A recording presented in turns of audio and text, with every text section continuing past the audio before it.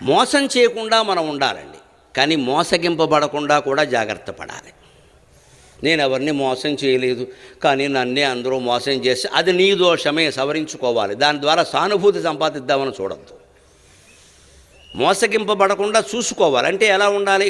యస్మిన్ యథావర్తతే యో మనుష్య తస్మిన్ తథా వర్తితవ్యం సధర్మక మాయాచారో మాయయా వారణీయక సాధ్వాచార సాధునా ప్రత్యుపేయక. కలియుగంలో ఎప్పుడూ ధర్మం ఏమిటంటే మనం మోసానికి లోను కాకుండా ఉండాలి. అంటే ఎదుటి వాళ్ళని మన పట్ల ఏం మాట్లాడుతున్నారో ఏం చేస్తున్నారో ఎప్పుడూ ఒక కన్నేసి ఉంచాలి. ఎవరిని పూర్తిగా నమ్మొద్దు. నమ్మాను అని చెప్పేవాడిని కూడా సగమే నమ్మమన్నారు. నిన్ను పూర్తిగా నమ్మానయా, నీ మీదే ఆధారపడ్డానయా అని చెప్పాలి, కానీ ఓ కన్నేయాలి. సంస్థల్లో, ముఖ్యంగా వ్యాపార సంస్థల్లో సంస్థలు నడిపే వాళ్ళందరికీ ఇది చాలా ఉపయోగం.